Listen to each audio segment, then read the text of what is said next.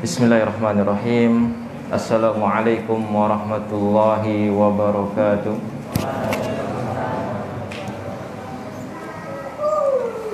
Alhamdulillahirabbil alamin.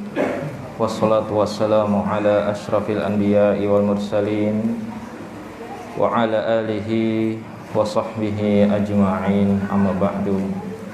Wa asyral muslimin wa jumratal mu'minin, ahibbati fillah, rahimani wa rahimakumullahu jami'an insyaallah.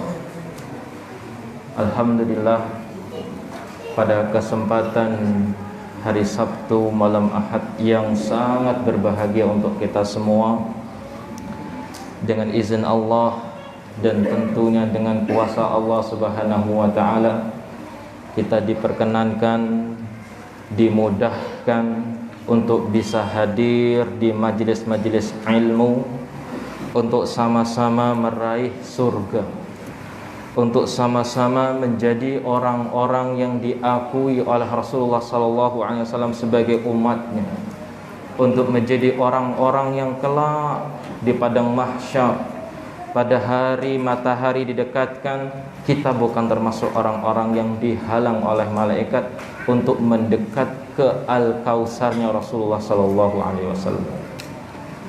Kita butuh ilmu, kita butuh mengaji, kita butuh untuk bisa mengetahui apa saja yang dilarang oleh Rasulullah SAW dan apa saja yang diperintahkan oleh beliau.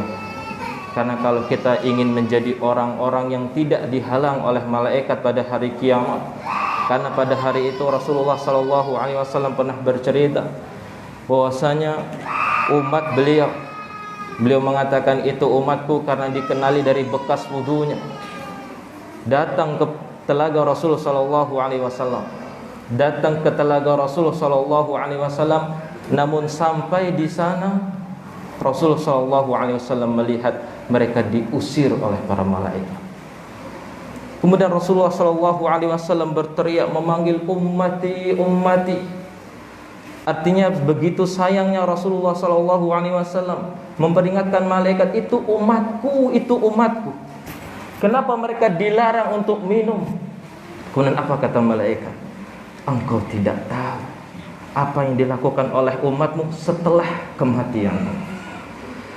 Dari hadis ini disebutkan oleh para ulama bahwa bahayanya mengamalkan sesuatu, melakukan ibadah yang tidak pernah dicontohkan oleh Rasulullah SAW, kita akan diusir pada hari kiamat ketika kita hendak mendekat ke telaganya Rasulullah SAW. Padahal disebutkan kalau seandainya kita meminum satu teguk saja, kita tidak akan merasakan haus selamanya. Dan kita terbukti menjadi umatnya Rasulullah SAW yang tidak diusir oleh para malaikat. Namun untuk menjadi orang-orang yang seperti ini, kita butuh belajar, kita butuh ilmu, agar kita tidak terjatuh dalam perkara-perkara yang haram, terlebih perkara-perkara yang dilarang oleh Rasulullah SAW, hingga kita termasuk orang-orang yang diusir oleh malaikat. Rasulullah nggak tahu ada umatnya yang masih menyembah kubur, padahal Rasulullah SAW melarang hal itu. Rasul tidak tahu kalau ada umatnya yang melakukan perkara-perkara yang menurut mereka itu adalah amalan sunnah, namun ternyata itu bukan amalan sunnah.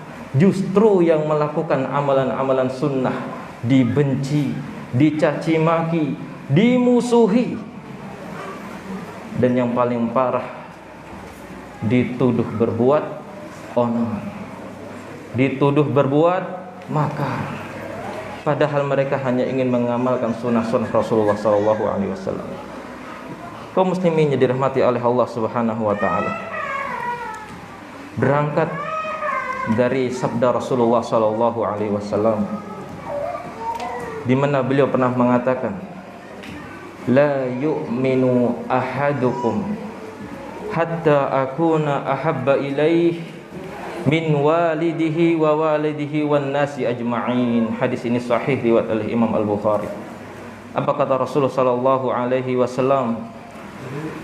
tidaklah sempurna iman seseorang sampai dia mencintai aku melebihi cintanya kepada anaknya, orang tuanya, dan seluruh manusia. Apa hadisnya para bapak? Tidak sempurna iman seseorang di antara kalian sampai aku lebih dia cintai dari anaknya, orang tuanya, dan seluruh manusia. Kalau kita masih belum bisa mencintai Rasulullah SAW dengan sepenuh hati, berarti iman kita belum sempurna. Iman kita belum sempurna. Kalau seandainya kedudukan Rasulullah SAW di hati kita nomor 2 atau nomor 3 atau nomor 4 setelah istri kita, anak kita, jabatan kita, apa lagi? Sahabat kita, nomor 5. Maka mustahil bapak-bapak bisa duduk di sini. Bagaimana kita bisa duduk di sini? Karena kita mendahulukan cinta kita kepada Rasulullah SAW melebihi cinta kita kepada seluruh manusia. Bahkan bentuk cinta kita kepada Allah di antaranya adalah dengan mengikuti Rasulullah SAW. Maka pada tema hari ini kita akan melihat sejarah kehidupan Rasulullah SAW dan bagaimana perjuangan para sahabat membuktikan cinta mereka kepada beliau, dan apa saja disampaikan oleh beliau, karena konsekuensi cinta adalah pengorbanan. Konsekuensi cinta adalah perjuangan, dan kita akan melihat bagaimana perjuangan para sahabat membuktikan cinta mereka kepada Rasul SAW. Maka aku tulis tema kita hari ini, anak kasih judul, kan ku tulis namamu di jantung, agar kita tahu diri kita ini tidak lebih mulia dari Rasulullah SAW. Bahkan kita dikatakan belum sempurna imannya sampai kita menjadikan Rasulullah SAW lebih kita cintai dari siapapun di muka bumi ini, bahkan termasuk diri kita. Ma'asyiral muslimin yang semoga dirahmati oleh Allah Subhanahu wa taala. Dalam sebuah ayat Allah Subhanahu wa taala berfirman, "Qul in kuntum tuhibbunallaha fattabi'uni yuhibbukumullahu wa yaghfir lakum dunubakum wallahu ghafurur rahim." Apa kata Allah? Katakanlah wahai Muhammad, kalau seandainya mereka itu mengatakan cinta kepada Allah, katakan kepada mereka, fattabi'uni, maka ikutilah aku, yuhibbukumullah, maka kalian akan dicintai oleh Allah, wa yaghfir lakum dunubakum, dan Allah akan mengampuni dosa-dosa kalian. Kaum muslimin, kira-kira kalau seseorang datang kepada kita, orangnya kita nggak kenal, dia bukan kerabat, dia bukan teman, dia bukan saudara, tiba-tiba dia ketuk pintu rumah kita, kemudian dia mengatakan, ini aku punya uang 2 miliar untukmu dan keluargamu. Kira-kira kita akan mencintainya, atau kita akan membencinya, atau kita akan mengusirnya? Pilihan mana yang akan kita lakukan? Kita akan mencintainya. Kenapa? Ya Allah Ustadz, ini orang baik, ini orang yang aku sedang kesusahan, dia datang ke rumahku bawa 2 miliar. Meskipun ya mungkin tidak mungkin. Artinya kalau ada orang baik sama kita, jangankan 2 miliar, kita sedang berada di perjalanan, sedang safar, qadarullah masyafa'al, bensin kita habis, duit kita habis, dompetnya nggak ada isinya, malam hari tiba-tiba datang dari belakang seseorang, berhentikan mobilnya, dia tanya, kenapa mas? Perasaan kita di saat itu, ya Allah senengnya sama orang itu. Kita akan kenang orang itu. Kalau kita mendapati dia di jalan dan dia kesusahan, kita akan kembali membantunya. Kalau seandainya ada orang yang berbuat baik kepada kita dan kita ingin balas kebaikan mereka, maka zat yang lebih berhak untuk kita cintai karena kebaikannya adalah Allah. Cobalah ketika kita sedang berwudu. Ketika kita sedang berwudu, kita berucap bismillah, kemudian kita wudu dengan hikmat. Kita basuh tangan kita sembari kita katakan dalam diri, tanganku ini bukan aku yang menciptakan. Ketika kita basuh, kita kumur-kumur, mulut ini bukan aku yang menciptakan. Ketika kita basuh muka kita ini bukan kita yang menciptakan. Semua ini dari Allah. Maka kalau kita berwudu dengan hikmat, tidak dengan terburu-buru, kita basuh lengan kita, ya Allah, kalau seandainya aku nggak punya tangan, aku nggak punya tangan yang kiri juga, apalah daya hidupku ini, nggak bisa terbayangkan. Ketika kita usap kepala kita, ya Allah, ketika kita usap telinga kita, ketika kita basuh kaki kita, seharusnya tumbuh kecintaan kita kepada Allah. Kenapa? Karena kebaikan Allah yang begitu banyak yang Allah berikan kepada kita. Wajar kalau kita jatuh cinta sama Allah. Dan Allah katakan kepada Nabi Muhammad SAW, "Qul in kuntum tuhibbunallah fattabi'uni yuhibbukumullah." Katakanlah Muhammad, kalau mereka itu benar-benar menyatakan cinta kepada Allah, fattabi'uni, ikutilah aku. Siapa yang diikuti di sini? Rasulullah SAW, karena beliau diutus ke muka bumi ini untuk menyampaikan risalah Allah, untuk menyampaikan perintah Allah. Sebagaimana Allah berfirman, "Walaqad ba'asna fi kulli ummatin rasulan an i'budullaha wastanibut taghut." Apa kata Allah? Dan sungguh kami telah mengutus pada tiap-tiap umat seorang rasul, dan rasul kita Muhammad SAW bukan satu-satunya rasul. Telah berlalu sebelum beliau para rasul, para nabi yang mereka ditugaskan oleh Allah Subhanahu wa taala untuk menyuruh umat manusia beribadah kepada Allah, meninggalkan peribadahan taghut. Namun apa yang terjadi? Apakah dakwahnya mulus-mulus saja? Apakah mereka disambut dengan tangan terbuka dan gembira? Nabi Yahya alaihissalam kepalanya harus jadi bayaran, ditebas karena dakwahnya tidak diterima. Nabi Ibrahim alaihissalam, bagaimana dakwahnya? Ditolak oleh bapaknya sendiri, ditolak oleh kaumnya, disediakan api yang besar untuk membakar Nabi Ibrahim alaihissalam. Dan Nabi Muhammad SAW juga tidak kalah pedih perjuangan beliau ketika mendakwahkan Islam.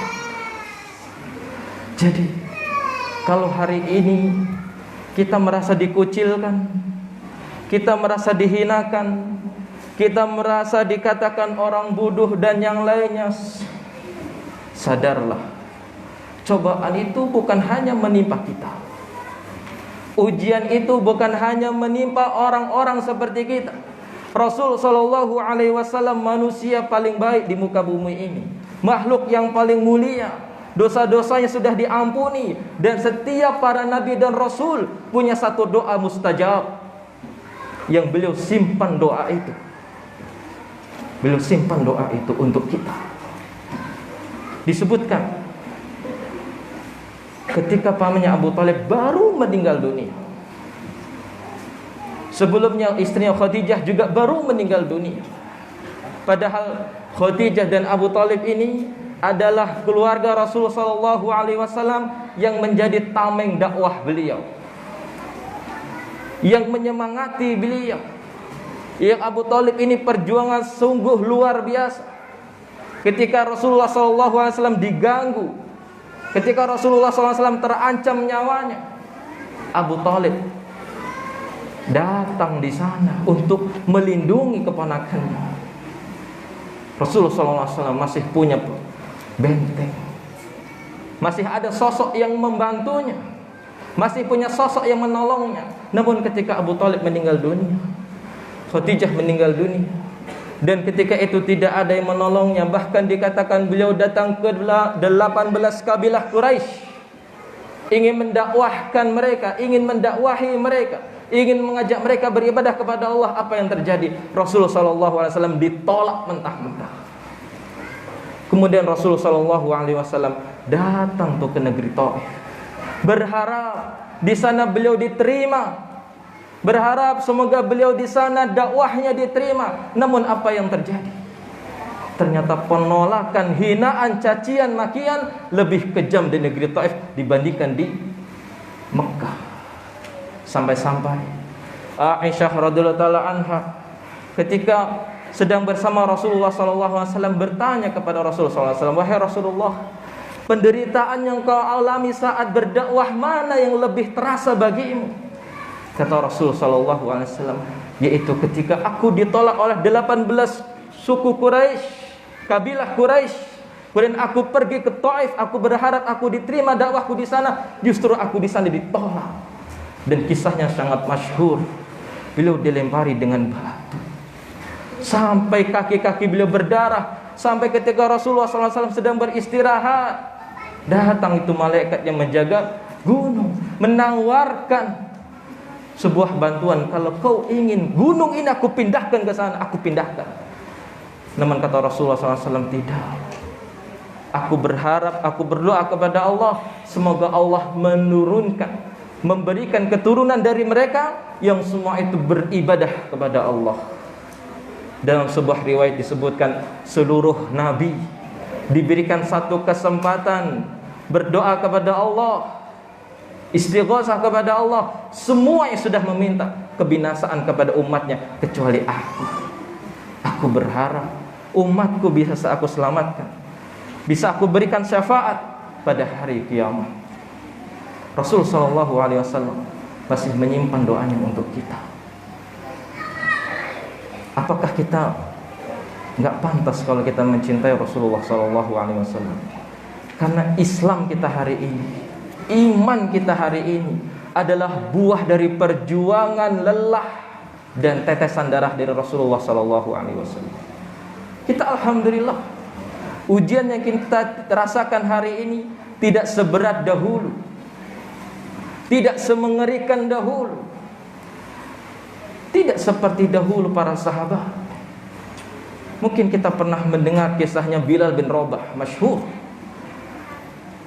budak yang Umayyah bin Khalaf, di mana ketika matahari sudah terik, Bilal ini diikat, dibawa di tengah-tengah padang pasir, dibawa ke tengah-tengah siang hari di kota Mekah.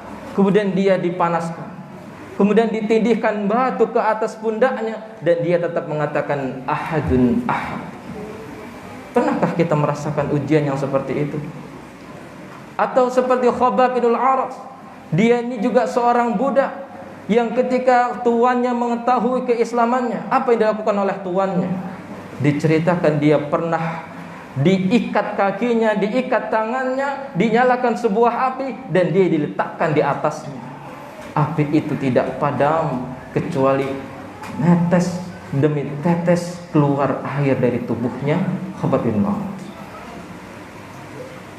Demikian juga dengan sahabat yang lain, seperti Khubayb ibnu Adi, di mana Sa'id ibnu Amr al-Jum'i, ketika itu dia masih sebagai seorang musyrik, dia menceritakan pada hari itu Khubayb ibnu Adi ditangkap oleh orang-orang musyrikin Mekah karena pengkhianatan mereka. Dibawa nih Khubayb ke Tan'im, akan disiksa, akan dibunuh, akan dikeluarkan dari agamanya. Ketika itu Khubayb mengatakan, iddanuli sholat, izinkan aku untuk sholat. Khubayb ini tahu dia akan dibunuh, dia akan disiksa. Dia ingin menutup kehidupan dia, dia ingin menjadikan perpisahan dia dengan dunia adalah dengan menegakkan 2 sholat, sholat 2 rakaat. Dan setelah dia selesai, maka orang-orang kaum musyrikin Mekah, mereka menyiksa Khubayb, ditusuk dengan tombak, di segala macam siksaan. Ketika dia sudah badannya penuh dengan luka, penuh dengan tebasan tombak, penuh dengan tebasan pedang, dia diangkat untuk disalib. Di saat itu orang-orang musyrikin Mekah bertanya kepada Khubayb, dan disinilah letak ketabahan, letak kecintaan yang besar Khubayb kepada Allah Subhanahu wa taala, tidak membuat dia mundur sedikit pun untuk mentauhidkan Allah Subhanahu wa taala. Apa kata orang-orang musyrikin Makkah? Ya Khubayb, atuhibbu an takuna 'inda ahlika wa Muhammadun fi makanik. Ya Khubayb, ini dia sudah penuh dengan luka badan, sudah penuh dengan luka, bukan luka pisau. Ini sayatan pedang, bekas tombak, bekas panah ada di dalam tubuhnya. Kemudian dia diangkat, disalib. Ketika itu ditanya, wahai Khubayb, apakah engkau enggak ingin hari ini engkau bersama keluargamu, atau Muhammad SAW menggantikan tempatmu itu? Artinya Khubayb ibnu Adi diuji oleh orang-orang Quraisy, seberapa besar iman dia kepada Allah, seberapa besar kecintaan dia kepada Rasul SAW, dan ini atas kehendak Allah. Apa kata Khubayb? Ma waditu anni fi ahli wa Muhammadin sallallahu alaihi wasallam yushabu syauka. Apa kata Khubayb? Aku enggak ingin bersama keluargaku, dan aku tidak ingin Muhammad sallallahu alaihi wasallam tertusuk duri.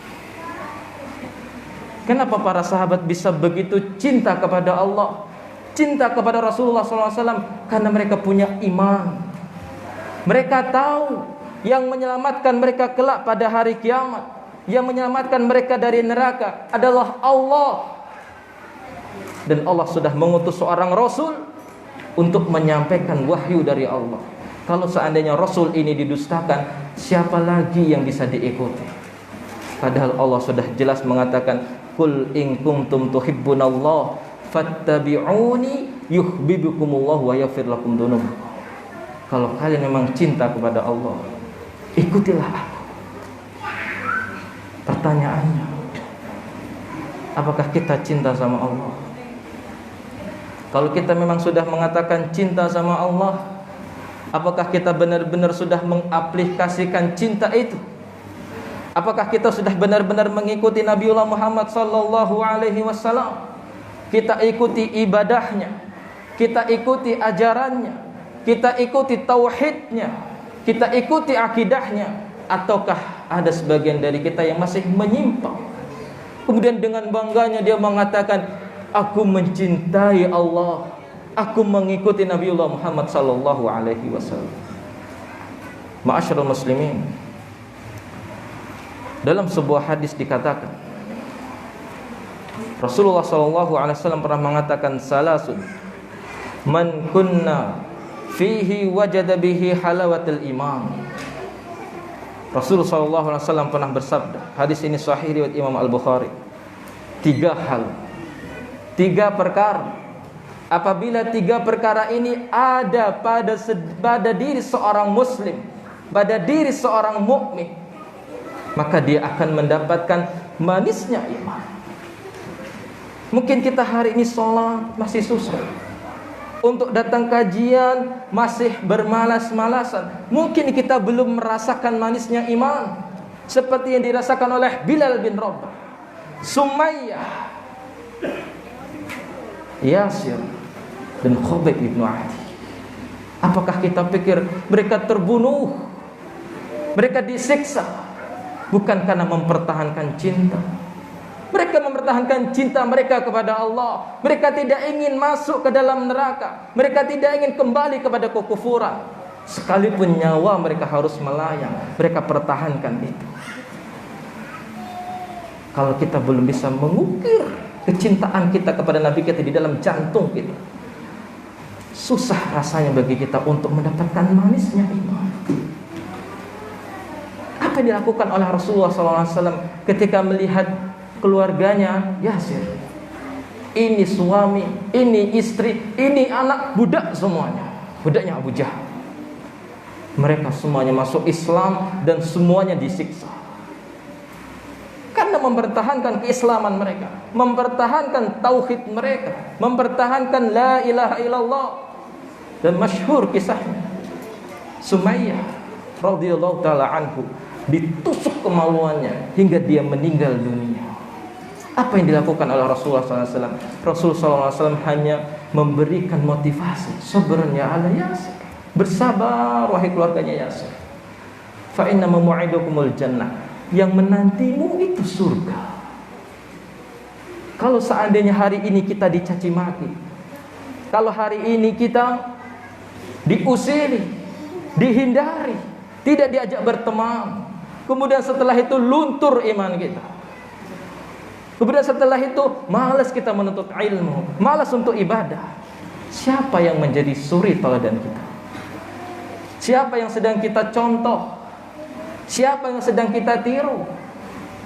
Padahal orang-orang soleh sebelum kita, mereka sudah merasakan ujian menjadi orang yang beriman, dan ujian mereka tidak sama dengan kita. Mungkin sudah azan isya? Belum? Itu? Hah? Sudah? Tafadhal, silakan azan isya dahulu. Belum?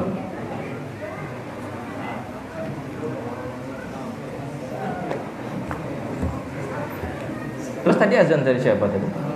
Oh iya. Kita lanjutkan.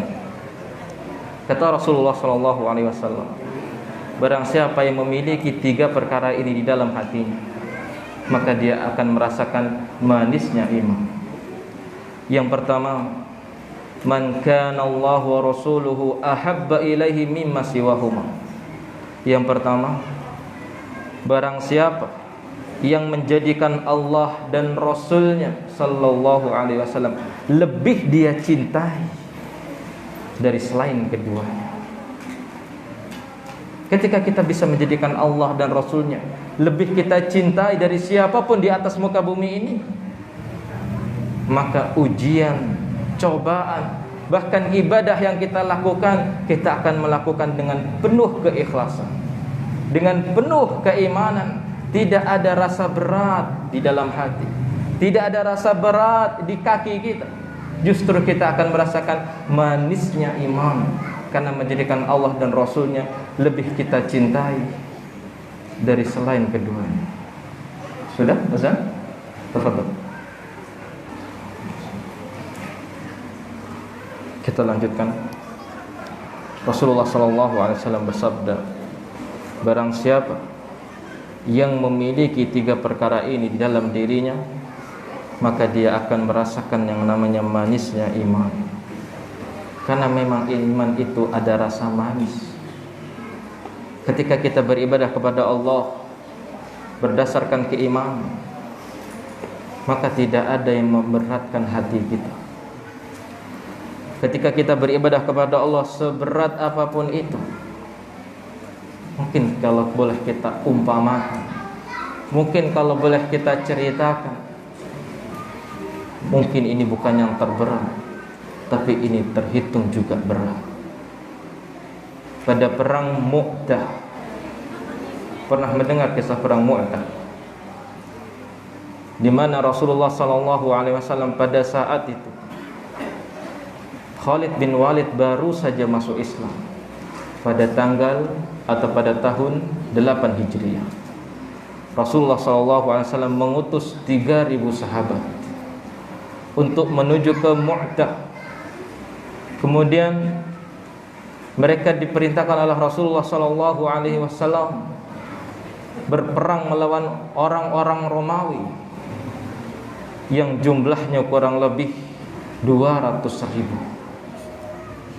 Terlebih lagi yang membuat peperangan ini berat, di samping jumlah mereka yang sedikit 3.000 melawan kurang lebih 200.000, mereka harus melalui perjalanan yang panjang.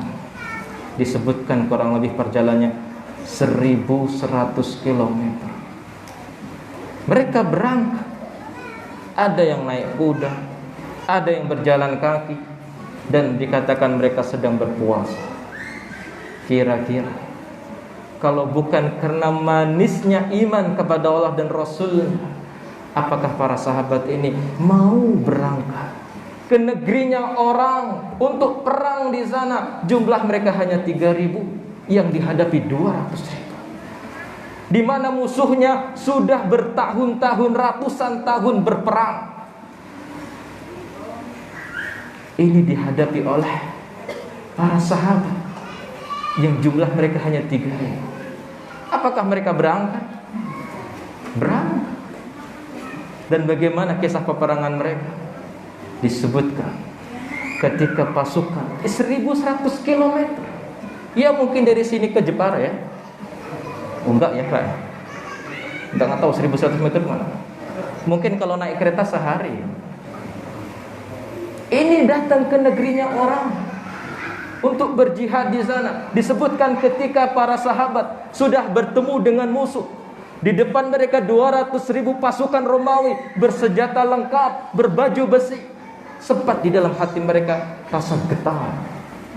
Sampai-sampai diceritakan panglimanya itu dibawakan 3 sama Rasul SAW. Zaid ibn Haris, Ja'far bin Abu Thalib, yang kisah tangannya terputus itu ketika di perang ini. Dan yang terakhir adalah Abdullah ibn Rawaha. Rasul SAW sebelum berangkat disampaikan panglimanya 3. Kalau seandainya Zaid bin Harisah meninggal dunia dalam peperangan, namanya perang, Pak. Bukan datang ke negeri orang untuk rihlah, untuk bakar ikan di sana atau bakar ayam di sana, bukan. Untuk perang. 99,9% nyawa melayang, 1% pulang dengan hidup, itu pun badannya pun dengan luka. Kalau bukan karena iman kepada Allah dan Rasulnya, mungkinkah sahabat ini berangkat? Kenapa mereka bisa berangkat? Iman. Dan mereka punya ilmu bahwa dengan mereka berjihad di jalan Allah. Dan ini disampaikan oleh Abdullah, disampaikan kepada para sahabatnya, yang di saat itu mereka sedang bingung, apa yang harus kita lakukan? Mereka punya usul, bagaimana kalau kita minta pendapat kepada Rasul SAW, kirim surat. Sudah tidak mungkin, musuh sudah di depan mata. Dan jangan kita bayangkan peperangan itu seperti main ke pantai, melihat pemandangan yang indah, bukan. Kita harus siap leher kita tertebas, kita harus siap tangan kita putus, kita harus siap perut kita robek. Maka kalau dikatakan jihad di jalan Allah, itu amalan yang paling tinggi, karena memang ibadahnya susah, ibadahnya berat. Dan lihat keutamaan sebagai orang yang syahid itu apa? Dihapuskan seluruh dosa-dosanya kecuali hutangnya saja.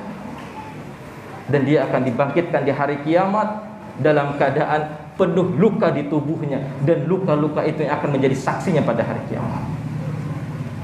Ini Abdullah berkata kepada para sahabatnya. Mereka ini sedang genting posisinya, genting. 3.000 orang melawan kurang lebih 200.000 orang. Kemudian Abdullah mengatakan, bukankah kita datang ke tempat ini untuk mendapatkan 2 kemenangan? Kalau kita menang, kita akan menjadi orang yang mulia. Kalaupun kita meninggal dunia, kita akan menjadi orang yang syahid di jalan Allah. Lantas apa yang dilakukan oleh para sahabat? Mereka berperang.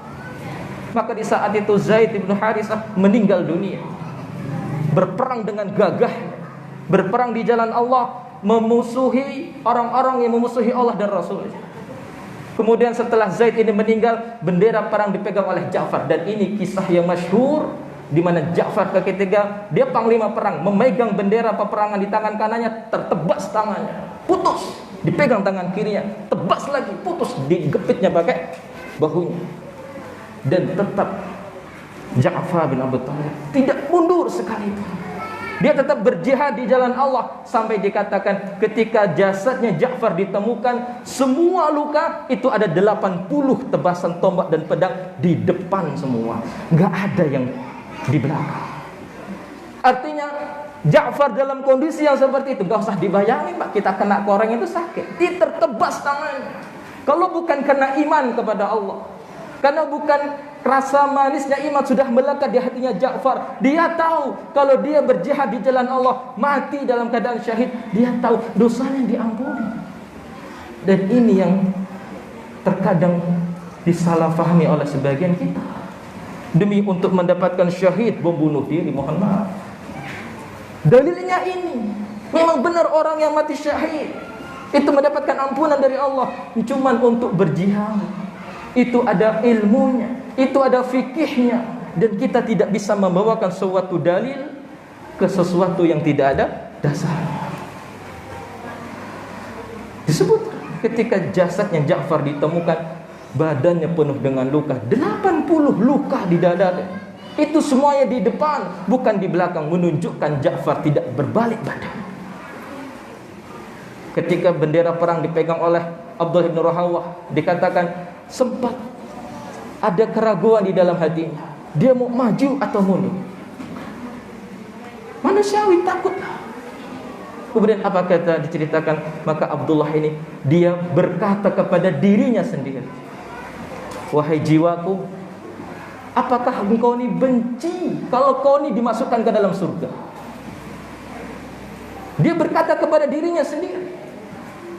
Sama kalau kita hari ini punya harta, kita mau berinfak, kita mau sedekah yang pahalanya kembali kepada kita, kita masih enggan, kita masih kikir, kita masih enggak mau mengeluarkan. Tanyakan kepada dirimu, apa kau enggak mau tuh dibuatkan rumah di surga? Ini di depannya sudah ada surga. Apa katanya? Akhirnya disebutkan Abdullah berperang dengan gagahnya dan dia terbunuh di sana.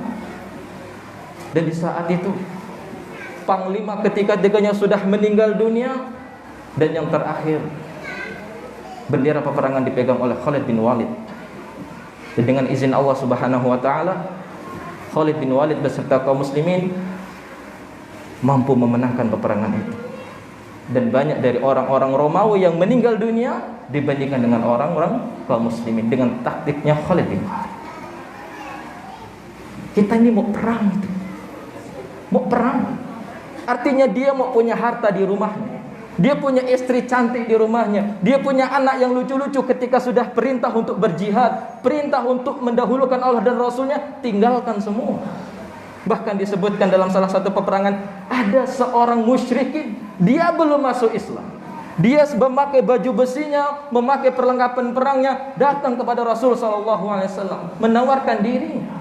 Ya Rasulullah, aku ini mau ikut perang, boleh atau enggak? Kata Rasul SAW, boleh. Aku ini masuk Islam dulu atau ikut perang dulu? Kata Rasul SAW, masuk Islam dulu. Karena kalau dia mati dalam peperangan dan dia belum masuk Islam, matinya mati konyol. Dia enggak mendapatkan pahala syahid. Akhirnya apa? Dia bersaksi, dia bersyahadat, dia masuk Islam. Setelah itu dia berperang, dia ikut jihad bersama kaum muslimin. Dia belum sholat, kemudian dia terbunuh di peperangan. Kata Rasulullah SAW ketika melihat orang ini mati meninggal dunia dalam keadaan berperang di jalan Allah, kata Rasulullah SAW, dia ini berbuat yang sedikit tapi pahalanya besar. Pahala jihad itu besar.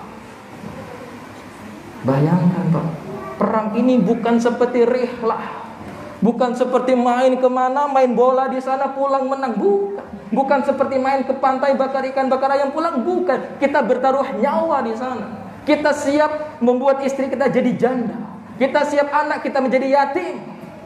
Namun karena dia mendahulukan iman kepada Allah dan Rasulnya, semua itu dia kalahkan. Dan Masya Allah, orang yang mati syahid itu pahalanya luar biasa. Dia bisa diberikan oleh Allah Subhanahu wa taala kesempatan memberikan syafaat kepada 70 orang dari keluarga. 70 orang dari keluarga. Makanya disebutkan dalam kisah yang lain. Ini kalau ini kita ngomongin perang nih, Bang. Ini ngomongin perang yang nyawa kita pasti jadi taruhan. Mungkin kita nggak kebayang ya. Mungkin kalau dilihat di film, wah serunya, seru perang itu seru. Saya pernah mendengar kisah peperangan di Poso sama di Ambon. Saya punya adik kelas di STDI sana, dia cerita tentang peperangan di sana. Saya nggak kebayang cerita itu. Rumah dibakar, orang-orang dipenggal, dibunuh, seakan-akan nggak ada harganya. Seperti itu perang itu berkecamuk. Kalau kita seandainya tidak punya iman, kalau seandainya para sahabat tidak memiliki cinta kepada Allah dan Rasulnya, Mungkin mereka tidak mau berangkat untuk berperang, namun karena mereka tahu Allah dan Rasulnya lebih mereka dahulukan daripada diri mereka, maka mereka melakukan itu. Dan kita tahu pahala orang yang mati syahid sudah dibebaskan semua, dosa-dosanya diampuni, kecuali kalau dia punya hutang. Di dalam hadis ini disebutkan bahayanya berhutang kalau sampai tidak dilunasi. Tertahan kita itu sampai hutang kita terbayarkan. Namun saat itu bukan dengan uang kita bayar hutang kita, bukan dengan uang kita bayar hutang kita. Dengan apa? Dengan amal soleh kita. Kalau seandainya kita nggak punya amal soleh, dosa-dosa orang yang kita pinjam uangnya akan diberikan kepada kita sebagai balasan. Maka ini menjadi peringatan kepada kita, jangan mudah untuk berhutang. Kalau sekiranya terpaksa untuk berhutang, segera bayar. Ustaz, ini yayasan sedang berhutang, alhamdulillah ini dimudahkan. Dan kita jangan berpikir aku berinfak di sini, ini untuk siapa? Ini untuk kita. Untuk kita semua. Kalau kita sudah meninggal dunia, mati semuanya, nggak ada yang bisa membuat kita mendapatkan pahala ketika sudah di alam kubur, kecuali kita punya 3 tabungan. Karena kalau kita sudah dalam kubur, nggak bisa sholat, nggak bisa baca Quran, nggak bisa belajar, nggak bisa nutut ilmu, sudah selesai kita, terputus amal kita. Kita bisa mendapatkan pahala ketika kita sudah di alam kubur kalau kita punya 3 tabungan ini. Kita punya anak soleh yang mendoakan kita. Kita punya ilmunya, kita tuntut hari ini, kita ajarkan kepada orang lain. Atau yang ketiga, kita punya harta, meskipun itu sedikit ataupun banyak, kalau ini bisa bermanfaat untuk kita di alam kubur, kita lakukan. Karena penyesalan itu akan datang terakhir. Sebagaimana Allah berfirman, wa anfiqu mimma razaqnakum min qabli ayati ahadakumul maut fayaqula rabbi laula akhartani ila ajalin qarib fa asaddaqa wa akum minas sholihin. Allah bercerita ketika Allah perintahkan, infakkanlah sebagian dari harta yang kami berikan kepada kalian sebelum datang kepada salah seorang kalian kematian. Hingga mereka mengatakan, laula akhartani ila ajalin qarib, ya Allah, kalau engkau tunda kematianku sebentar saja. Dia mau ngapain? Dia bukan mau cari istrinya, dia bukan untuk mencari anaknya, dia bukan mau mengurusi hartanya. Dia ingin fa'asaddaqa wa aku minas sholihin. Aku ingin sedekah ya Allah, agar aku menjadi orang yang soleh. Ini Allah yang ceritakan. Dan ini penyakit kita. Kalau belum mau mati, kita nggak mau sedekah. Kalau belum mau mati, kita merasa, oh masih bisa besok. Padahal siapa nyangka? Siapa yang jamin kita sampai jam 12 malam masih hidup? Siapa dari kita yang menjamin besok pagi kita masih hidup? Tidak ada yang menjamin kita. Makanya kalau kita lihat hadis-hadis yang berbicara tentang mulianya orang yang beramal jariah, dia nggak punya ilmu, mungkin anaknya sudah dididik, tidak ada yang soleh yang mendoakan. Jujur sajalah kita doakan orang tua itu setiap hari setelah selesai sholat atau pas ingat. Tanyakan kepada diri kita, setelah selesai sholat atau pas ingat, oh ya Allah hari ini ibuku meninggal dunia, teringat tanggalnya, aku doakan. Oh ya Allah, aku ingat tahun ini, di bulan ini, saya ingat bulan Agustus ini bapak saya juga meninggal dunia. Oh ya Allah, aku ingat, aku doakan. Setiap selesai sholat atau pas ingat saja.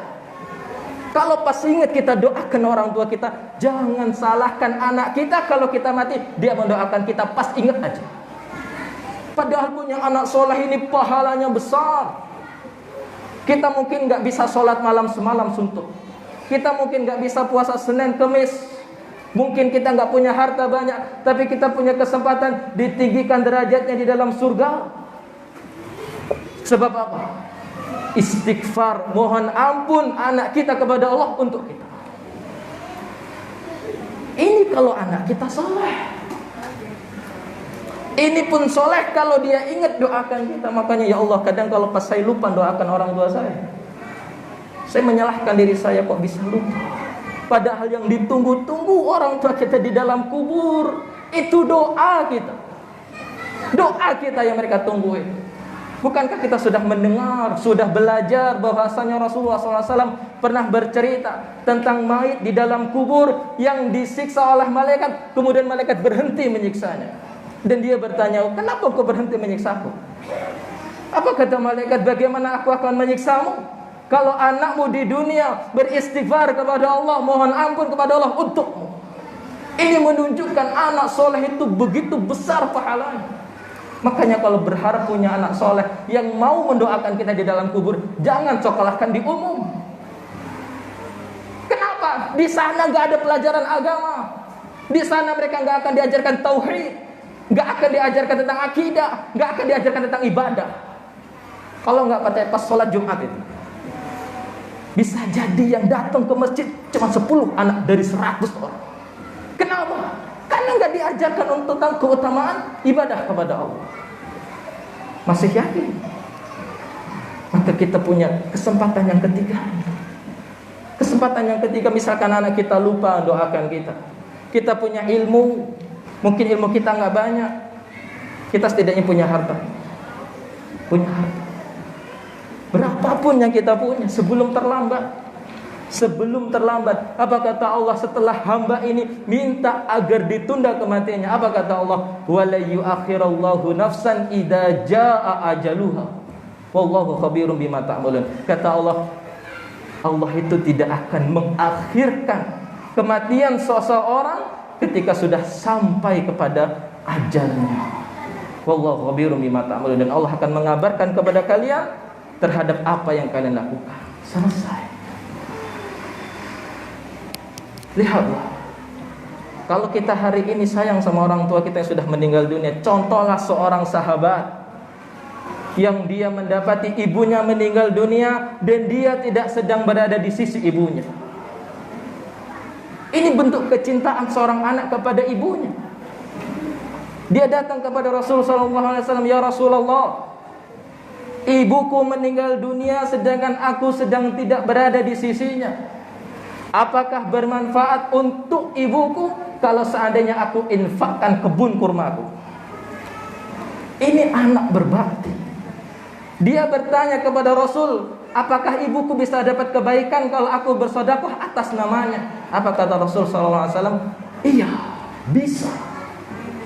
Kemudian disebutkan, maka laki-laki ini berkata kepada Rasul SAW, ya Rasulullah, persaksikanlah kebunku aku infakkan atas nama ibuku. Anak yang mengerti bahwasanya orang tua di dalam kubur menginginkan doa kita. Karena kalau kita sudah mati, kita sudah tidak bisa sholat, tidak bisa zakat, tidak bisa baca Quran, tapi kita masih punya kesempatan mendapatkan pahala ini semua kalau kita punya 3 tabungan ini. Nggak punya 3, setidaknya 1. Gak punya 1, setidaknya punya 2. Kalau punya 3, alhamdulillah.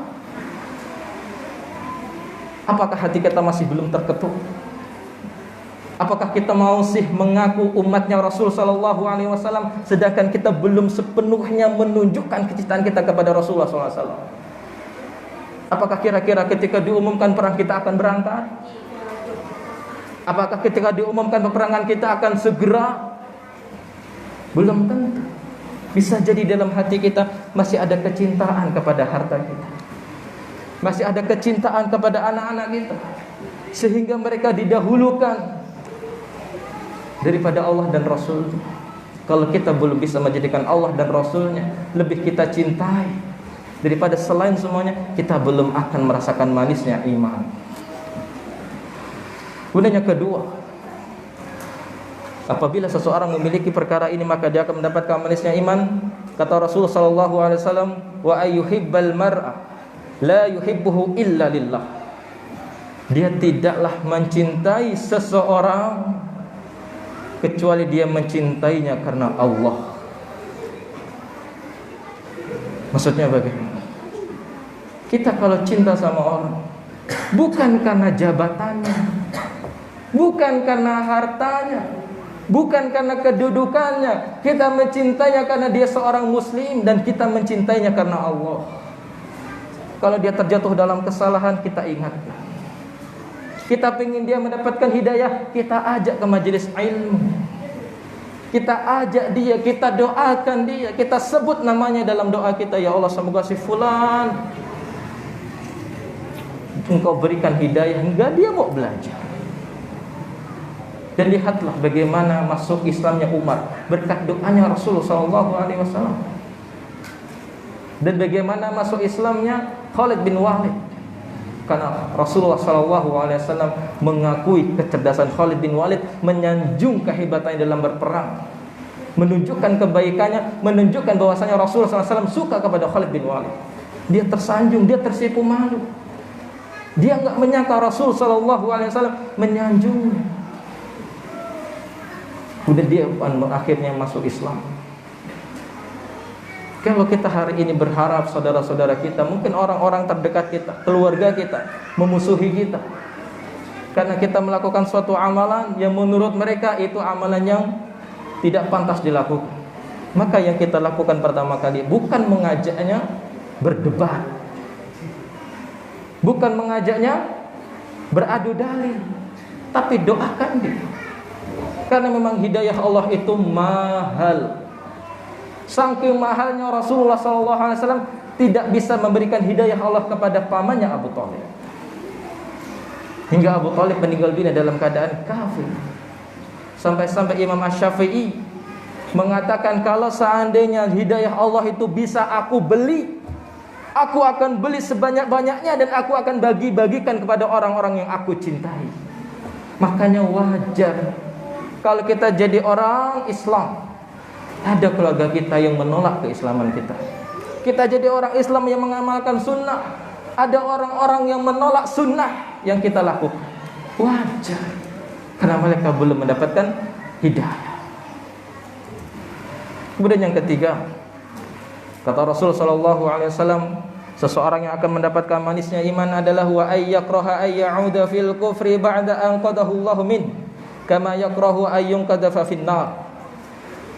Orang akan mendapatkan manisnya iman ketika dia membenci yang namanya kekufuran, sebagaimana Allah telah menyelamatkan dia dari siksa neraka, yang telah menyelamatkannya dari kesesatan, seperti dia membenci kalau seandainya Allah Subhanahu wa taala melemparnya ke dalam api neraka. Kita sudah mendapatkan hidayah, kita bisa mengamalkan sunnah dengan mudahnya. Kita benci kalau kita kembali kepada masa jahiliyah, gak mau sholat, gak mau menuntut ilmu. Kita jauh, kita benci masa-masa itu. Artinya kita gak menginginkan masa-masa itu kembali kepada kita. Baru kita merasakan yang namanya manisnya iman. Kaum muslimin yang dirahmati oleh Allah Subhanahu wa taala, ini pembahasan yang terakhir. Di antara bentuk cinta kita kepada Rasul sallallahu alaihi wasallam, dan ini sebagai bentuk cinta kita kepada Allah Subhanahu wa taala, adalah yang pertama, ta'atuhu fi ma'amar. Kita mentaati Rasulullah sallallahu alaihi wasallam terhadap semua yang diperintahkan, dan kita sudah jelaskan sedikit tadi. Kalau kita memang cinta kepada Allah, cinta kepada Rasulullah sallallahu alaihi wasallam, maka apapun yang diperintahkan oleh Rasulullah sallallahu alaihi wasallam kita taati. Dan itu juga yang dilakukan oleh para sahabat. Contoh yang ikut perang Mu'tah, 3.000 orang harus melalui jalan 1.100 km ke negerinya orang hanya untuk berperang. 99,9% dia meninggal dunia. Kalaupun kembali mungkin badannya penuh dengan luka. Mereka jalan. Bagi kita, apa yang harus kita lakukan ketika Rasulullah SAW memerintahkan kita? Kita taati. Sekalipun cacian, makian akan menghiasi kehidupan kita karena kita taat sama Rasul. Ya, contoh sederhana lah seperti sekarang ini. Contoh sederhana seperti sekarang ini apa? Kita sholat rajin ke masjid. Ucapan yang terdengar apa? Aroma surga lewat. Iya. Ada lagi yang ucapannya seperti ini, Mas, kalau sampean gak azan, orang-orang gak bakal datang ke masjid. Jangan dipikir itu pujian, hinaan kepada antum itu. Kalau antum nggak azan, orang-orang ini nggak pergi ke masjid. Ketika antum sudah bungahi tahu Pak ya? Sudah terbuai. Ketika antum azan nggak ada datang ke masjid, kecewa. Kita harus siap menghadapi ini untuk mentaati perintah Rasulullah SAW. Apalagi yang sekarang lagi heboh? Berjenggot misalkan, ini sudah berita lama. Dituduh macam-macam. Ya kita hiraukan saja. Karena kita hanya menjalankan perintah dari Rasulullah SAW.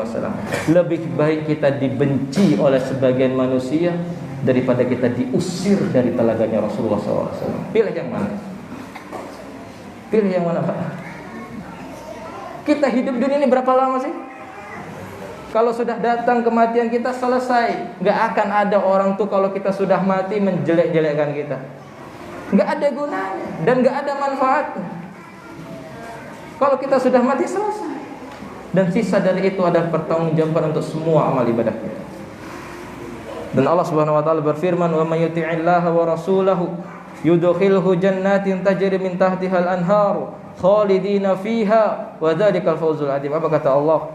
Dan barang siapa yang taat kepada Allah dan Rasulnya, maka dia akan dimasukkan ke dalam surga yang mengalir di bawahnya sungai-sungai, khalidina fiha. Mereka kekal di dalamnya. Jadi jangan dipikir kita taat sama Rasul, taat sama Allah, gak ada balasan. Balasannya surga. Yang hari ini usia sudah 75 tahun, 65 tahun, 81 tahun, kalau sudah masuk surga, usianya akan dimudahkan menjadi 30 sampai 33 tahun. Akan jadi lebih ganteng lagi. Yang emak-emak, mbah-mbah akan lebih cantik lagi. Dan di saat itu kita gak akan pernah tua lagi. Kita gak akan pernah sakit lagi. Kita gak akan pernah mati lagi. Makanya kehidupan surga ini yang membuat para sahabat mau berletih-letih menempuh perjalanan yang panjang, sekalipun nyawa melayang, untuk mendapatkan kehidupan surga. Kita mungkin di dunia hari ini makan sate, hari ini makan apa yang kita mungkin enak, besoknya sudah berbeda. Tapi di dalam surga kita gak akan lagi beringus, gak akan lagi meludah, tidak akan lagi buang air. Apa yang kita makan akan berbuah keringat yang aromanya wangi. Ketika sahabat Umair ibn al-Hammam yang ketika perang Badar, ketika perang Badar berapa pasukan kaum muslimin? 300 orang melawan berapa? 1000 orang. Dan dalam kondisi itu mereka ini dalam kondisi belum siap. Namun lihatlah keimanan yang Allah berikan kepada mereka dan motivasi Rasulullah SAW kepada mereka. Rasulullah SAW memotivasi mereka bukan untuk mendapatkan ghanimah, harta rampasan perang, bukan. Rasulullah SAW memotivasi mereka untuk mendapatkan surga. Diceritakan ketika para sahabat sudah berkumpul, Rasulullah SAW mengatakan kepada para sahabatnya, bergembiralah kalian, sesungguhnya Allah menyiapkan untuk kalian surga yang luas seluas langit dan bumi.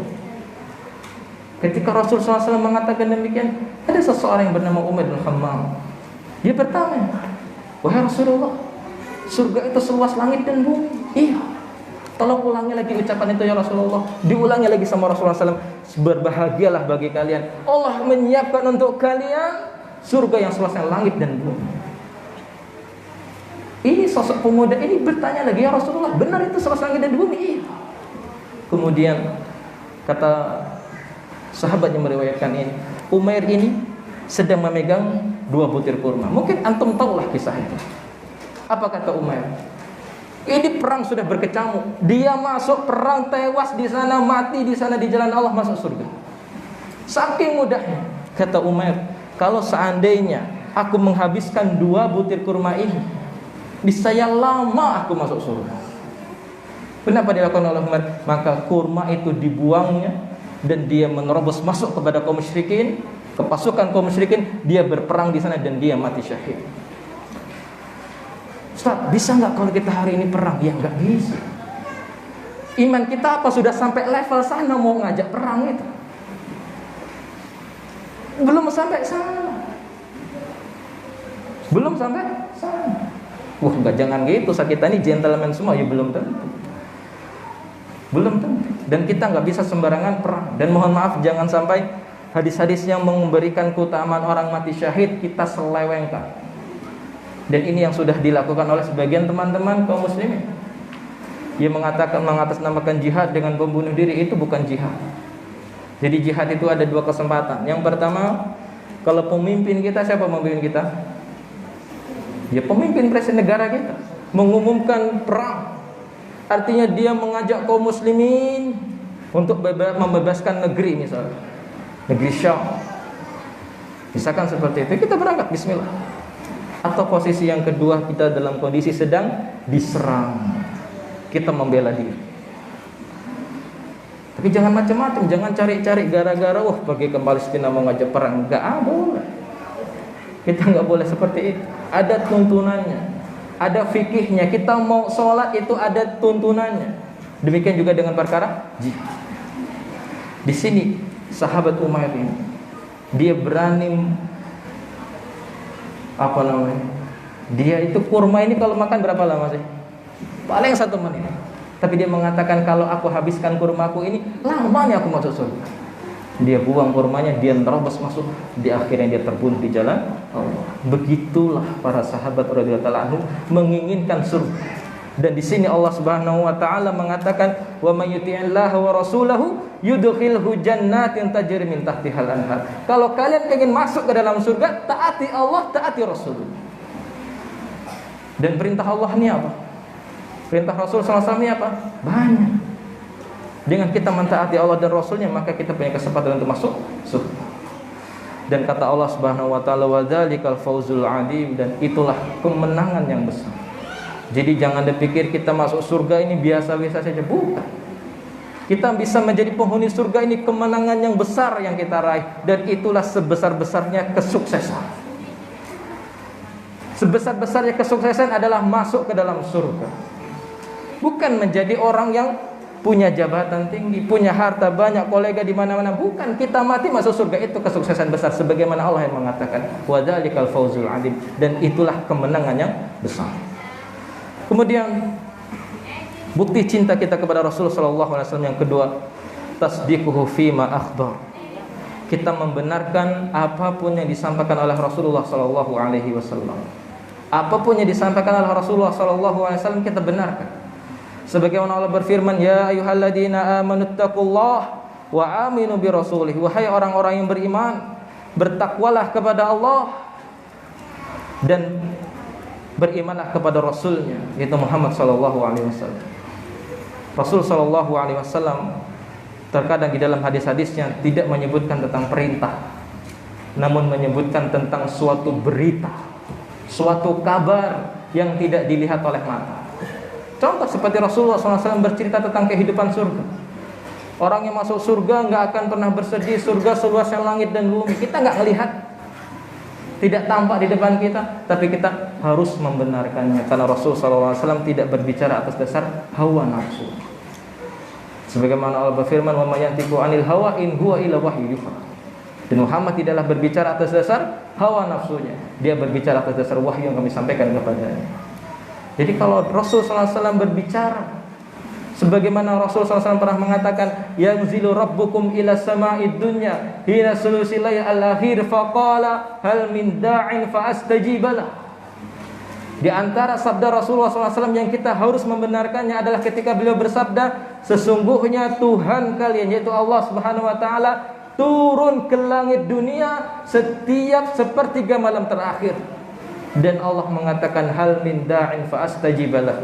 Barang siapa yang doa kepada aku pasti akan penuhi doanya.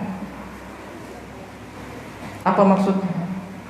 Ustaz, saya bersepertiga malam itu keluar ke langit tapi enggak lihat Allah itu di mana.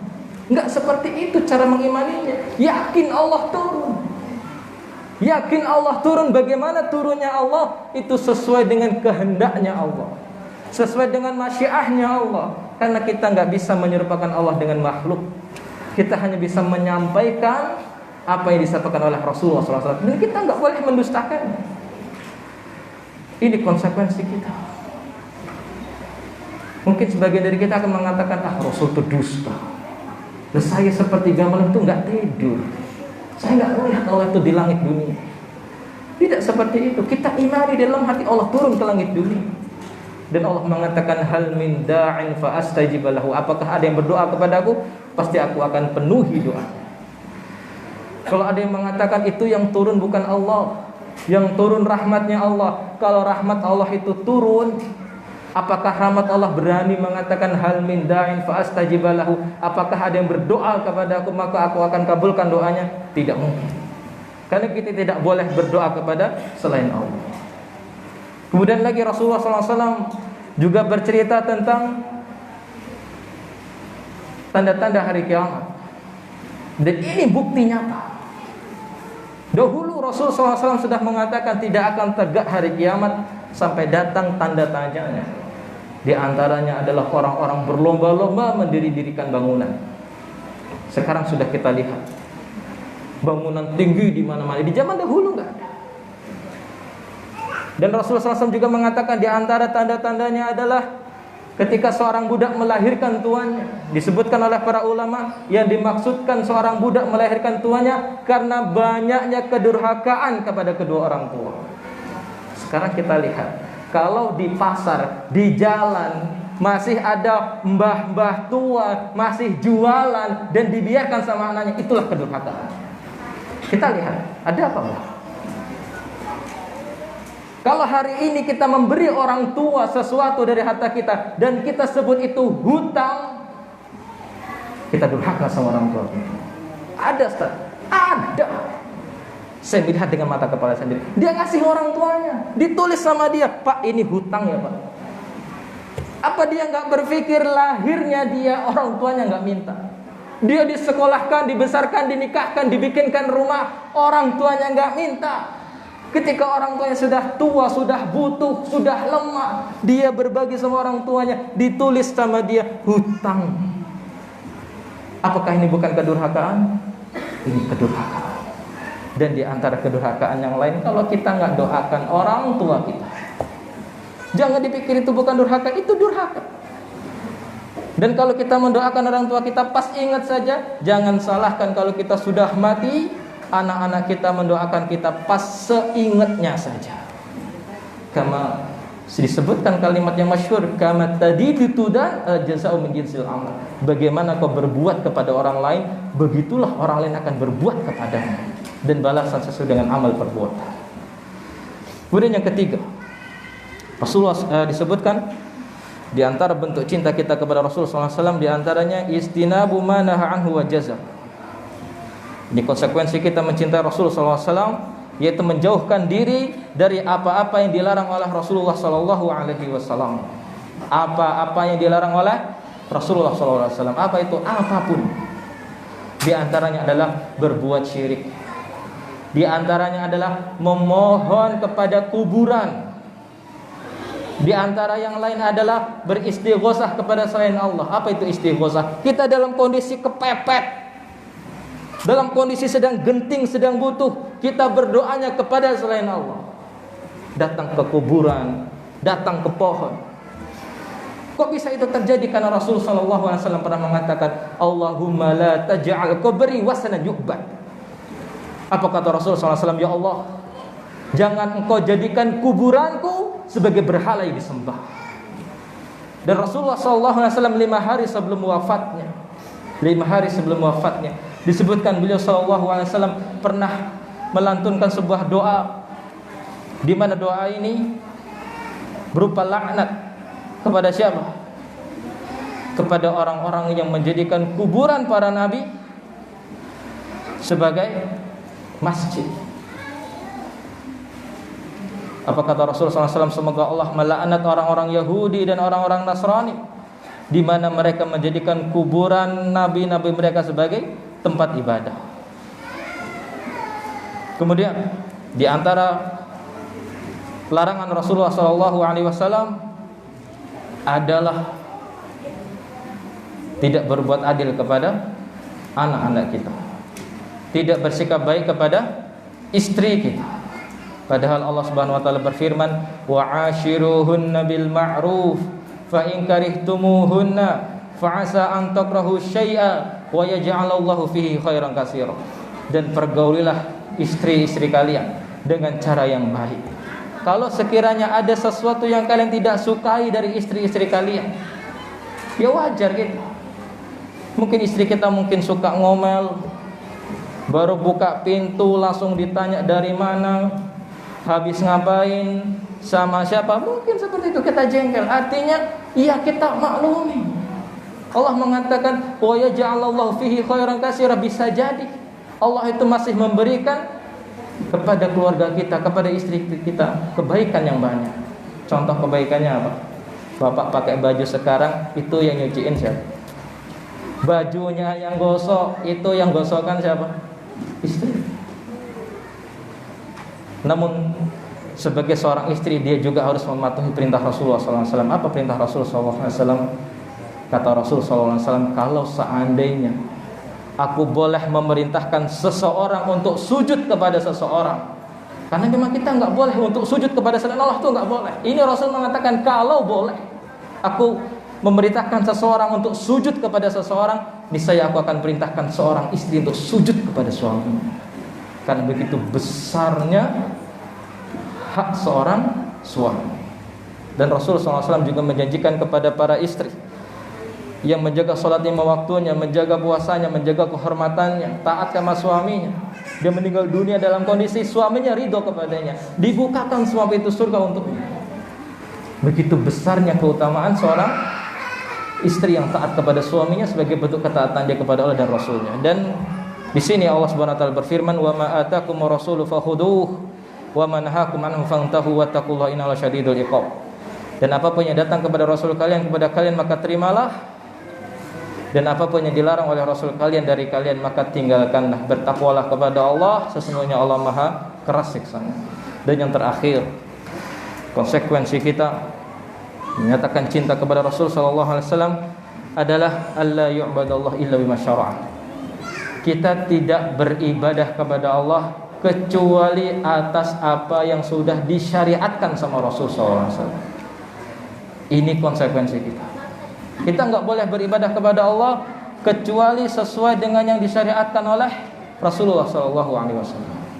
Semuanya, semua ibadah. Kita nggak boleh sholat maghrib itu lebih dari 3 rakaat. Kita juga nggak boleh misalkan menghalang-halangi seorang anak muda yang soleh baik agamanya, dia naksir sama anak kita karena dia miskin, kita tolak pinangannya. Nggak boleh. Gak boleh. Demikian juga menjadi hal yang dilarang oleh Rasulullah SAW adalah ketika kita bersalawat untuk beliau, tapi salawat yang tidak seperti yang diajarkan oleh Rasulullah SAW. Karena Rasulullah SAW ketika ditanya oleh seorang sahabatnya, bagaimana bentuk salawat kepadamu wahai Rasulullah? Apa kata Rasulullah SAW? Maka ucapkanlah Allahumma sholli ala Muhammad wa ala ali Muhammad kama shallaita ala Ibrahim wa ala ali Ibrahim innaka Hamidum Majid. Allahumma barik ala Muhammad wa ala ali Muhammad kama barakta ala Ibrahim wa ala ali Ibrahim innaka Hamidum Majid. Ini salawat yang diajarkan oleh Rasulullah SAW. Kata Rasulullah SAW, barang siapa yang bersalawat kepadaku 1 kali, Allah akan bersalawat untuknya 10 kali. Dan yang bersalawat untuk Rasul SAW bukan hanya kita umatnya, namun Allah yang menciptakan langit dan bumi dan seluruh malaikat, semuanya bersalawat untuk Nabi. Sebagaimana Allah berfirman, innallaha wa malaikatahu yusalluna 'alan nabi ya ayyuhalladzina amanu shallu 'alaihi wa sallimu taslima. Sesungguhnya Allah dan para malaikatnya, kita nggak usah ngomongin malaikat ini jumlahnya berapa, masing-masing kita punya 2 yang mencatat amal kita. Berapa jumlah manusia di muka bumi ini? Ada 10 juta? Lebih, katakanlah 10 juta dikali 2 berapa itu? 20 juta. Bagaimana kalau semuanya 10 miliar? Kali 2 berapa? 20 miliar. Itu kalau 10 miliar. Ini belum malaikat yang disebutkan oleh Rasulullah SAW datang ke Baitul Maqdis. Yang jumlahnya saya lupa. Apakah 7.000 atau 70.000. Mereka masuk ke dalamnya, sholat di sana, kemudian mereka pergi dan tidak kembali, kemudian digantikan dengan malaikat-malaikat yang lain. Setelah selesai sholat di sana, mereka pergi, digantikan dengan malaikat-malaikat yang lain terus sampai hari kiamat. Dan semuanya ini bersolawat untuk baginda Rasulullah SAW. Kalau kita sendiri tidak mau bersolawat, apakah kita merasa lebih mulia daripada malaikat? Maka yang harusnya lebih berhak untuk bersolawat dan lebih butuh untuk bersolawat adalah kita. Dan Rasulullah SAW pernah bersabda, la tattakhidu qabri 'aidan wala buyutakum kuburan wa sallu alayya fa inna taslimakum tablughuni haitsu kuntum. Apa kata Rasulullah SAW? Dan janganlah kalian menjadikan kuburku sebagai tempat hari raya, dan janganlah kalian menjadikan rumah-rumah kalian seperti kuburan. Bagaimana seperti kuburan? Kita nggak pernah menghidupkan rumah kita dengan ibadah kepada Allah. Kita nggak pernah sholat sunnah di sana. Kita tidak pernah baca Quran di dalamnya. Maka seperti kuburan.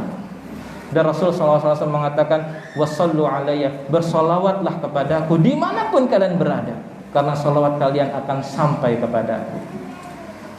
Jadi ketika kita sedang duduk, kita baca solawat. Seminimal-minimalnya membaca Allahumma sholli ala Muhammad, Allahumma sholli ala Muhammad, Allahumma sholli ala Muhammad. Itu yang paling pendek. Atau yang paling sempurna disebutkan tadi, Allahumma sholli ala Muhammad wa ala ali Muhammad kama shallaita ala Ibrahim wa ala ali Ibrahim innaka Hamidum Majid, sampai selesai.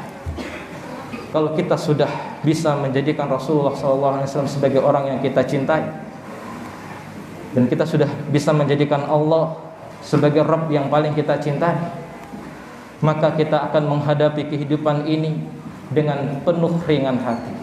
Kita akan menjadi orang-orang yang mentauhidkan Allah tanpa berbuat syirik sedikit pun. Karena kalau kita sampai terjatuh dalam kesyirikan, berani berdoa kepada selain Allah, berani meminta kepada selain Allah, berani memohon pertolongan kepada selain Allah, bagaimana bentuknya? Dia pakai cincin, dia pakai kalung, dia pakai gelang, sembari mengatakan cincin ini kalau aku pakai, aku gak akan terkena musibah. Ini namanya kesyirikan. Kalau aku pakai gelang ini membuatku terjauhkan dari malapetaka. Inilah yang namanya kesyirikan. Sampai-sampai Rasulullah SAW mengatakan, man ta'allaqa tamimatan faqad asyraka. Barang siapa yang mengikatkan sebuah jimat, sungguh dia telah berbuat syirik. Dan Allah mengatakan, innahu may yusyrik billah faqad harramallahu alaihi jannah wa ma'wahu nar wa malidh dhalimin min ansar. Sesungguhnya barang siapa yang berbuat syirik kepada Allah, maka Allah haramkan dia dari surga, dan Allah tempatkan dia di dalam neraka. Wa malidh dhalimin min ansar. Dan tidak ada penolong bagi orang-orang yang berbuat kezaliman. Dalam hari ini adalah orang-orang yang berbuat syirik. Adapun dosa selain syirik, Allah mengatakan, innallaha la yaghfiru ayyushraka bihi wa yaghfiru ma duna dzalika liman yasha.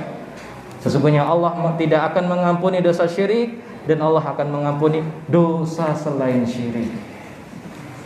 Jadi kalau sudah berbuat syirik, jangan berharap ampunan dari Allah. Dia akan menjadi orang-orang yang dikekalkan di dalam neraka. Kalau seandainya berbuat syirik itu tidak apa-apa, seharusnya Abu Thalib itu masuk surga. Harusnya. Namun Abu Thalib tidak masuk ke dalam surga. Hadza wallahu a'lam bishawab. Mungkin kita cukupkan sekian. Kalau ada pertanyaan mungkin hanya satu atau dua. Jika tidak ada, mungkin kita cukupkan.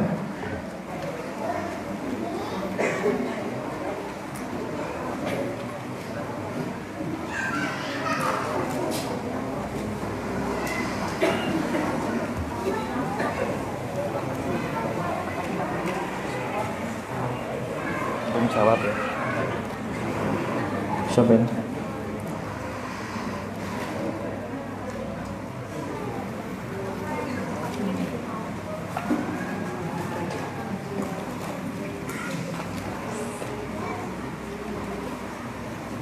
Masya Allah. Ini ada sebuah pertanyaan yang semoga ini menjadi peringatan kepada kita semua, dan semoga yang bertanya diberikan kemudahan untuk memaafkan. Di sini ada pertanyaan, intinya ini ada seorang istri. Ada seorang istri dia mendapatkan perlakuan yang ini. Boleh nggak kalau kita selesaikan sampai jarum panjang diangkat dulu? Boleh? Oke, kita jawab ya. Ini ada seorang istri yang mengeluhkan tentang perlakuan suaminya kepadanya. Apa itu? Suaminya pernah berucap kasar kepadanya dan itu membuatnya sakit hati. Dan inilah lemahnya kita. Dulu pas belum nikah atau baru nikah, ucapan sehari-hari kita sama istri isinya kebun bunga semua. Iya apa enggak, Pak? Kalau sudah dapat 3 bulan, baru itu kebun binatang kita bawa sedikit-sedikit. Iya apa enggak, Pak? Oh enggak, saya enggak bawa kebun binatang, paling hewan yang masuk ke rumah tanpa sengaja. Inilah kita. Dan nasihat juga untuk para ibu-ibu, ya begitulah pernikahan. Kepada para suami, hendaknya menjadi suami yang baik. Yang namanya istri bikin emosi itu biasa. Kok biasa, Ustaz? Karena Rasul SAW juga pernah emosi sama istrinya. Kurang solehah gimana istri Rasul SAW? Teman Rasul pernah mendiamkan mereka 1 bulan. Bahkan dalam sebuah kesempatan Rasulullah SAW mengatakan, khairukum li ahlihi wa ana khairukum li ahli. Sebaik-baiknya kalian itu yang paling baik terhadap keluarganya, dan aku adalah yang paling baik di antara kalian kepada istri. Maksudnya bagaimana? Ya kita tahulah yang sudah nikah. Kalau yang belum menikah, pikirannya, hayalannya indah semuanya. Betul apa enggak? Kalau yang sudah mbah-mbah, yes, gitulah. Kalau yang belum nikah, wah kayaknya enggak, Ustaz. Jangan bilang ketika masih pacaran dahulu, ya Allah, romantis semuanya.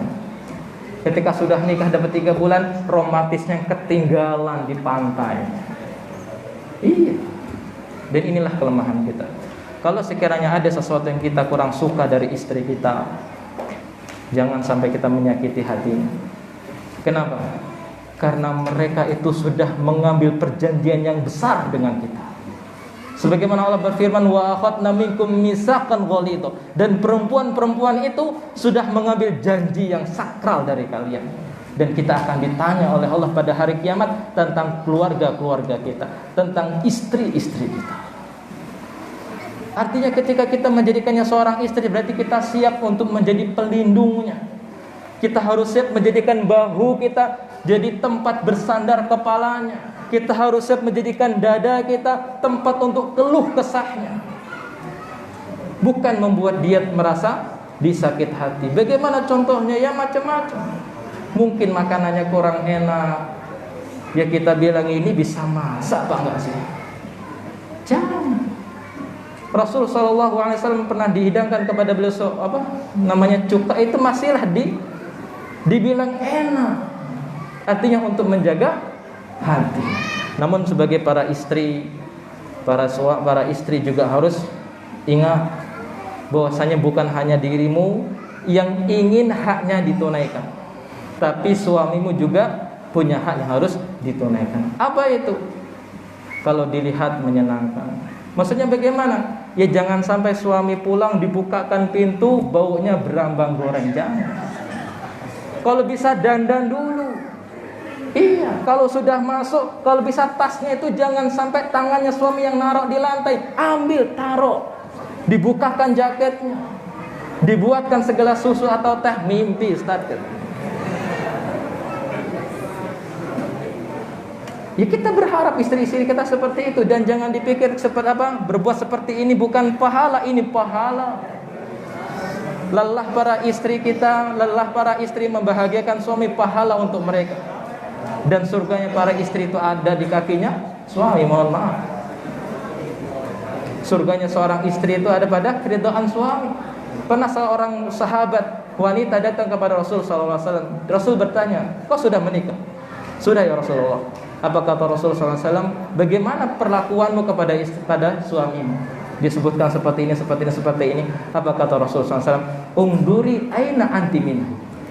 Lihat di mana bentuk kebaktianmu kepada istrimu, kepada suamimu. fa innahu jannatuki aw narki, karena sesungguhnya suamimu itu yang akan menjadi penyebab engkau masuk surga atau masuk neraka. Artinya ketika seorang istri berbakti kepada suaminya, dia mendapatkan surga dengan izin Allah SWT. Dan kalau seandainya ada seorang suami berkata-kata kasar, segeralah minta maaf. Karena bapak nggak pernah biayai istri-istri bapak kuliah, sekolah, atau memberikan makan ketika dibesarkan sama orang tuanya. Nggak pernah. Mereka besar karena jasa orang tuanya. Ketika kita ambil jadikan istri, jangan disakiti. Bagaimana? Ya kita perlakukan mereka dengan baik. Sebagaimana Allah berfirman wa'ashiruhunna bil ma'ruf, perlakukan mereka dengan baik. Makanya kalau kita marah, jadilah kemarahan kita itu sebagai orang yang berwibawa. Bagaimana marahnya orang berwibawa itu? Diam. Istri kita ngomel panjang lebar, kita diam saja. Itu sudah menunjukkan kewibawaan kita. Gak perlu kita balas omongannya. Dan kita harus menahan diri yang namanya menampar, mohon maaf ya. Kita harus menahan diri dari yang namanya ini. Kadang kalau emosi sudah memuncak, ini bergerak. Dan jangan dipikir mereka tidak akan menuntut balas pada hari kiamat. Jangan sampai pahala kita kasih sukarela ke istri kita. Tersisanya apa? Wah, dosa dia dikasih ke kita. Jangan. Dan kepada para istri, jadilah istri-istri yang menyenangkan hati suami. Jadilah istri-istri yang taat, yang patuh sama suaminya. Kalau engkau bisa menjadi seorang istri yang solehah, yang suamimu ridho terhadapmu, apa kata Rasulullah SAW? Engkau meninggal dunia, dibukakan semuanya pintu surga untukmu. Tapi syaratnya harus jadi seorang istri yang diridhoi oleh suami. Dan bagaimana sikap istri kalau misalkan mendapatkan ucapan yang kurang enak? Ya maafkan. Ustaz, susah mau memaafkan. Coba diingat-ingat kembali masa-masa indah dulu. Bagaimana mengingatnya? Semoga dengan kita mengingat kebaikannya, luluh hati kita untuk memaafkannya. Apa itu? Ya silahkan diingat. Kalau saya dulu pernah pulang ngisi kajian sama istri kehujanan, malam-malam, ya romantis-romantis di jalan gitu. Itu yang saya ingat. Oh ya Allah, dulu istriku nemenin saya pulang malam-malam kehujanan. Mending kalau dari sini kemana? Ke Labuan Meringgai jalannya halus ya. Kalau di Rawaji itu tuh jalannya penuh dengan batu. Kalau sudah hujan, jalannya jadi bubur. Namun masa-masa itu yang selalu diingat agar kita tidak mudah emosi sama istri. Wallahu a'lam bissawab. Sudah terakhir ya. Ini bisa kami sampaikan. Mungkin kalau kita bisa, saya mau bedah buku ini agak malu. Ini ada sebuah buku yang saya tulis dulu masih bujangan. Judulnya Jangan Salahkan Aku Yang Mencintai. Masih bujang Pak, belum nikah. Jadi isinya romantis semuanya. Pengennya saya bahas untuk jadi ilmu untuk kita, agar bagaimana kita sebagai suami itu tahu apa hak-hak istri, dan para istri juga tahu apa hak-hak suami. Jadi kita membina rumah tangga itu isinya kebahagiaan. Jangan sampai rumah tangga kita tuh seperti neraka. Masuk rumah pengennya segera keluar. Baru masuk rumah, masuk kaki kanan, belum masuk badan, udah pengen pergi. Kenapa? Ya karena neraka. Kita tidak berharap seperti itu. Hadza wal a'lam bissawab. Mungkin ini bisa kami sampaikan, semoga bermanfaat. Dan semoga Allah Subhanahu wa taala menumbuhkan ke dalam hati kita kecintaan kepada Allah dan Rasul-Nya. Dan tidaklah kita beribadah kepada Allah kecuali atas dasar keimanan kepada Allah dan atas dasar syariat yang telah disyariatkan oleh Rasulullah sallallahu alaihi wasallam. Subhanakallahumma wa bihamdika asyhadu an la ilaha illa anta astaghfiruka wa atubu ilaik. Wassalamualaikum warahmatullahi wabarakatuh.